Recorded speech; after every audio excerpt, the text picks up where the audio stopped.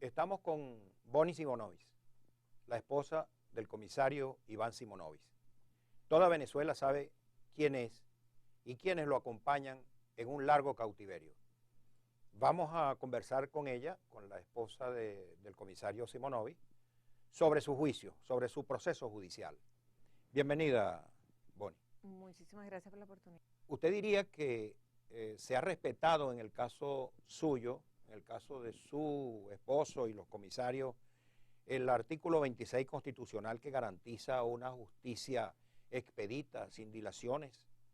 Bueno, para nada, empezando que este es el juicio más largo de toda la historia judicial de Venezuela y quizás del mundo. Duró 3 años y 14 días, repartido en 231 audiencias.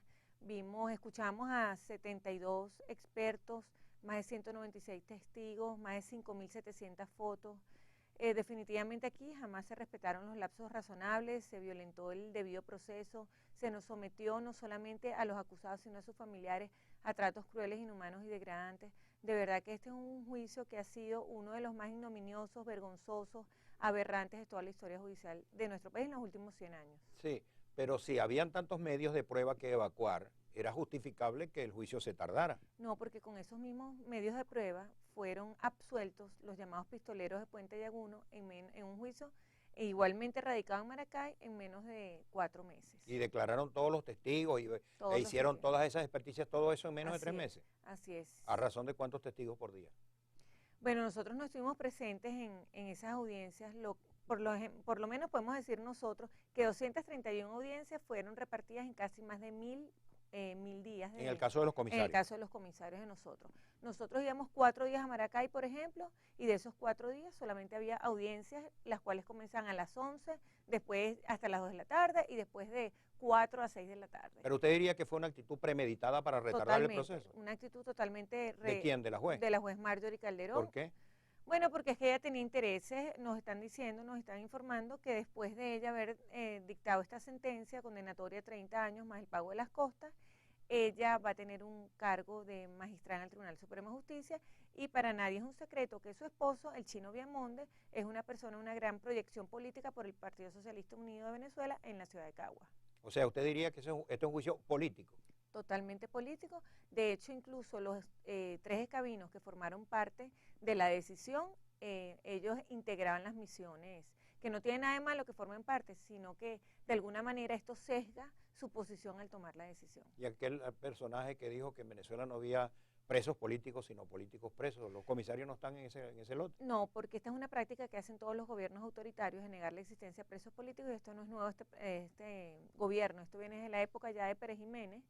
Sin embargo, aquí se está modernizando la persecución política a través de la acusación de delitos comunes para perseguir finalmente, como en nuestro caso, donde se nos acusó en el caso de Iván, como cómplice necesario de homicidio calificado y de lesiones graves, leves y levísimas. Y en este caso después fuimos condenados, Iván fue condenado por el rompimiento del hilo constitucional el 11 de abril, sin haber sido advertidos nosotros el cambio de calificación. Una pregunta, ¿cómo es la comparación entre la forma como se llevó el proceso a los personajes de Puente Llaguno y a los comisarios? ¿Cómo compara usted ambos casos? Bueno, yo creo que es que estamos en un momento muy bizarro en la justicia venezolana y aquí todo es al revés de lo que debería ser. En el caso de los pistoleros de Puente Llaguno, ellos fueron absueltos porque se alegó la legítima defensa. Ellos son del oficialismo. Del oficialismo y ellos fueron acusados también por homicidio. Sin embargo, a ellos que se les captó por las cámaras disparando hacia una marcha que venía pacíficamente solamente a pedirle al balcón del pueblo al presidente que no estaban de acuerdo con ellos le dispararon, eso fue captado por las cámaras y sin embargo la juez en ese momento decidió que ellos eran inocentes porque ellos habían actuado en legítima defensa contra una autoridad legalmente constituida que había sido la Policía Metropolitana. En nuestro caso, por el contrario, se nos acusó de haber herido y asesinado a personas que se encontraban adeptas al oficialismo sobre el Puente de Llaguno, acompañando a estos más de 65 pistoleros que a lo largo del juicio se demostró, y además se demostró también la presencia de francotiradores. Sin embargo, la juez Marjorie Calderón y el Ministerio Público nunca tuvieron un interés para profundizar en esos hechos. ¿El tema de los francotiradores nunca se profundizó? No se profundizó. La defensa del comisario Iván Simonovic promovió el testimonio del fiscal Isaías Rodríguez, porque él hizo un libro que se llama Abril comienza en octubre, específicamente el capítulo que habla de los tiros telescópicos, se identifican unos francotiradores que de una forma muy extraña fueron liberados inmediatamente que Chávez reasumió el poder otra vez. Ok, ¿y qué esperanzas tienen ustedes en el resto del proceso? Porque tengo entendido que la sentencia es solo primera instancia. Si esta sentencia es solamente primera instancia, nosotros ya fuimos notificados y está corriendo el lapso para apelar de los 10 días. Ya nosotros tenemos la apelación lista. Eso es en Maracay. En Maracay. ¿Por qué el juicio se hizo en Maracay? Bueno, se radicó una solicitud de la parte acusadora porque, según lo que ellos alegaron, este juicio iba a causar conmoción pública en Caracas, pero la verdadera razón fue porque el para entonces fiscal general de la República, Isaías Rodríguez, tenía una gran ascendencia como abogado laboralista en la ciudad de Maracay. Y aquí en Caracas no tenían igual ascendencia cualquier abogado que pusieran. Lo que pasa es que en Maracay hay una sola corte de apelaciones. Esa sola corte de apelaciones nos negó sistemáticamente todas las peticiones que nosotros hicimos. ¿Y aquí en Caracas ustedes creen que hubieran podido tener una suerte distinta? Aquí hay antecedentes, por lo menos una de las cortes, integrada por, entre otros magistrados, la doctora Clotilde Condado, que se ha atrevido a tomar algunas decisiones que no son tan convenientes y tan, por ejemplo, complacientes. Bueno, en el caso de... Pues yo lo que tengo entendido es que la doctora Clotilde Condado lo que ha hecho es salvar el voto, en algunos casos porque él no ha tenido mayoría.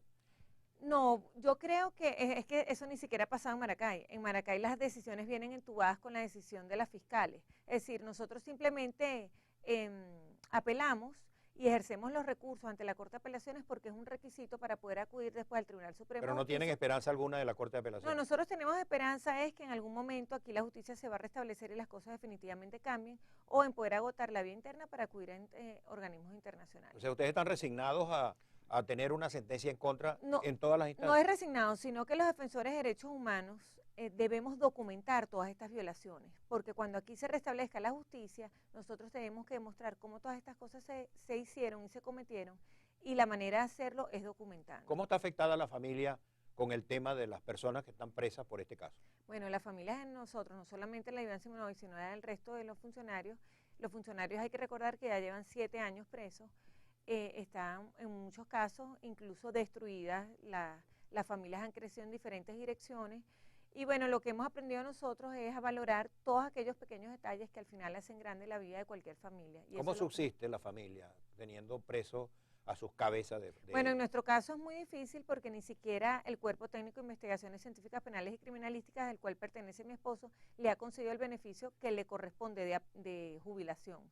Entonces, ¿le pagan el sueldo o no? No, a él no le pagan nada. ¿Le suspendieron todo? Sí. Sueldo y jubilación. Sí. ¿Y a los policías, a los funcionarios? A los funcionarios de la Policía Metropolitana en la administración de Juan Barreto, justamente en época de inscripciones escolares, le fue suspendido por 1 año el goce de su salario. Sin embargo, esto ya fue restituido y ellos reciben su... Pero hay que recordar que nosotros fuimos condenados al pago de las costas de este juicio tan largo.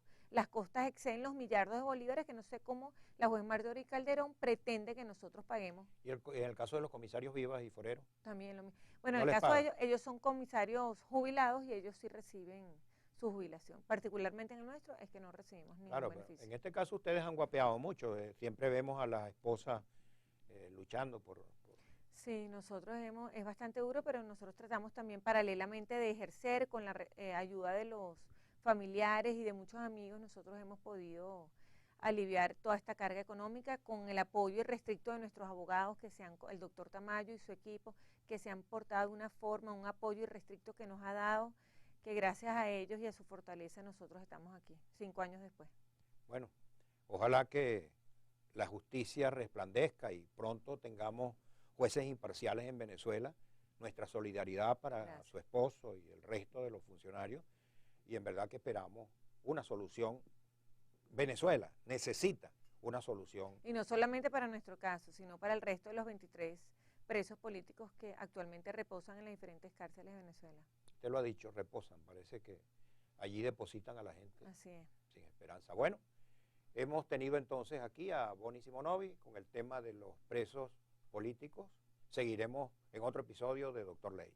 Muchas gracias. Gracias, doctor.